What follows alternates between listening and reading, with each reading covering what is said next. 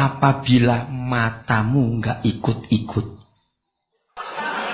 Nah, kok nggak ada yang ngamen, yang perempuan kok diam saja? Saya ulangi lagi. Yang namanya jodoh adalah kalau mata nggak ikut-ikut. Begitu engkau tertarik pada seorang karena matanya, cepat katakan dalam nama Yesus itu bukan. Serius. Dalam nama Yesus, ingat ini kebenaran, saudara. Jadi kalau matamu tidak mengikut-ikut tapi hatimu kesetrum, biasanya itu jodoh. Kok nggak ada yang ngamen kalau begini? Maka itu awas engkau memilih pakai mata dalam nama Yesus. Investasi yang terbesar, saudara. Dengarkan, ini kebenaran yang luar biasa. Matius 18, lihat ayat ini. Saudara, karena setelah Tuhan berikan saya seorang istri, maka rahasia ini terbuka dan saya kagum sekali. Tadi pagi kita sudah belajar bagaimana salah satu model pelayanan yang menyenangkan Tuhan dan dihormati manusia, yaitu kalau kita melayani Kristus dengan cara ini. Masih ingat cara apa? Mendatangkan kerajaan surga ke dunia ini. Nah, setelah saya menikah, saya menemukan kebenaran ini. Ternyata kehadiran Tuhan dan surga bukan di kebaktian, bukan di KKR, tapi di hidup suami istri. Luar biasa. Maka itu kalau orang salah menikah, surga nggak akan hadir. Sebab rumah tangganya penuh perkelahian. Tidak akan hadir. Ayat 19 dan ayat 20. Dan lagi aku berkata kepadamu, jika dua orang daripadamu di dunia ini sepakat meminta apapun juga, permintaan mereka itu akan dikabulkan oleh Bapakku yang di surga. Saudara, dari ribuan ayat yang sebagai janji Tuhan, inilah satu-satunya ayat yang paling hebat. Tidak ada janji lain di seluruh Alkitab sehebat janji ini. Dengar, minta apapun juga. Hebat. Sadar kok diam semua. Betul nggak? Ini luar biasa nggak? Minta apapun juga, maka Bapamu yang di surga akan mengabulkan. Maka kesimpulannya, kalau begitu hidup ini perlu ada masalah nggak kalau janji ini kena kepada kita? Jawab. Kalau janji ini kena kepada kita, apakah hidup akan punya masalah? Tidak, maka itu jangan iya. Salah jawabannya tadi. Berarti hidup tidak akan perlu punya masalah kalau firman ini kena kepada kita. Akhir tahun 70-an saya masih ingat betapa gobloknya saya. Karena belum mengerti. Bayangkan dari tahun 70-an akhir sampai 90-an awal. Karena saya baru menikah tahun 90-an awal. Ternyata firman ini baru dijawab. Waktu itu kami dalam pelayanan perlu suatu fasilitas. Saya percaya firman ini. Di antara anggota tim kami pelayanan, saya punya seorang yang begitu dekat dengan saya. Saya kenal dia, sangat kenal. Dia pun sangat kenal saya. Dan kami tahu ini kebutuhan kami dalam pelayanan. Maka sebelum kami berdoa, kami baca ayat ini. Saya baca dulu, dia baca dulu. Lalu kami berpegangan tangan, kami berkata, Tuhan, seperti firman-Mu, kami sepakat dua orang di atas bumi. Lalu kami minta ini. Bukan untuk kami Tuhan, tapi untuk pelayanan, untuk pekerjaan. Saya tunggu saudara, saya tunggu. Sampai 8 bulan. Tanda-tandanya saja nongol enggak. Oh, saya kecewa. Saya dengan Papa di surga, saya itu orang yang terbuka. Kalau saya enggak suka, saya ngomong enggak suka. Langsung setelah 8 bulan sudah doa sepakat seperti ayat ini. Enggak dijawab.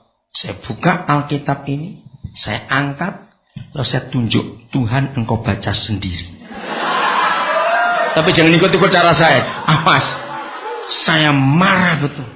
Bukankah Tuhan yang berjanji, kalau ada dua orang sepakat minta apapun juga dikabulkan? Kenapa ini 8 bulan gak datang-datang? Jangan ikut-ikut, awas kamu ya.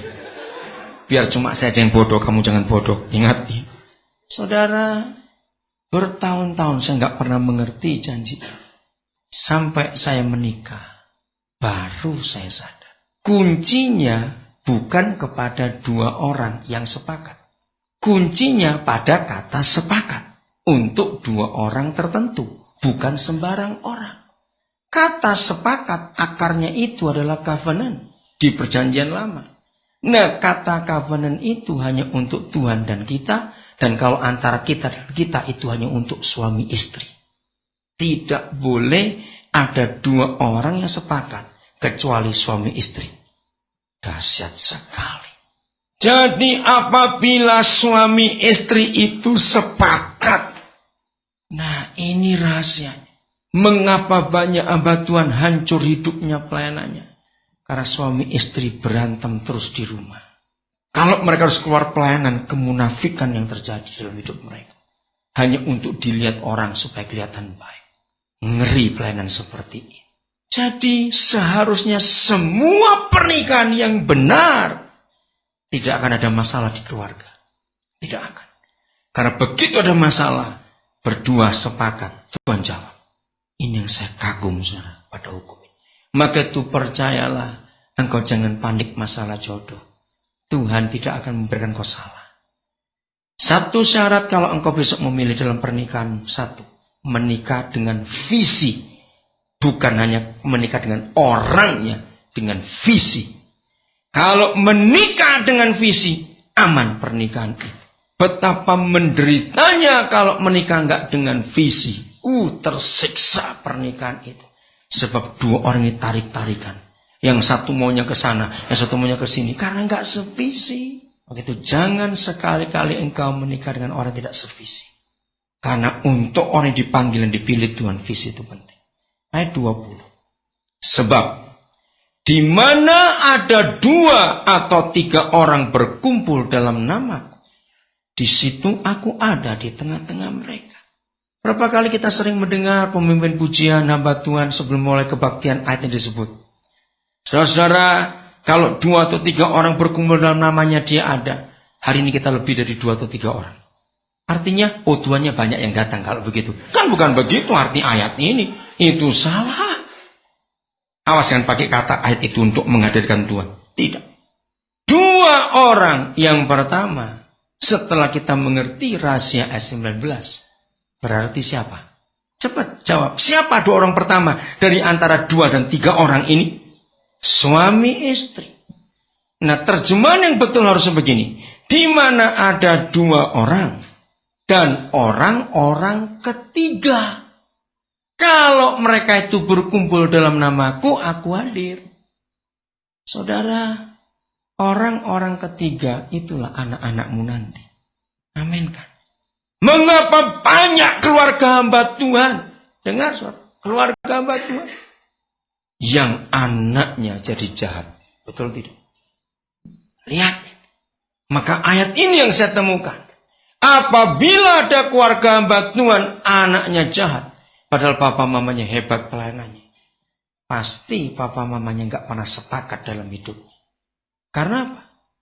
Inilah satu-satunya ayat yang memberitahu. Siapa yang diberi hak untuk menghadirkan Tuhan dan surganya ke dunia? Ternyata rumah tangga, katakan amin. Bukan gereja, bukan ini, bukan itu.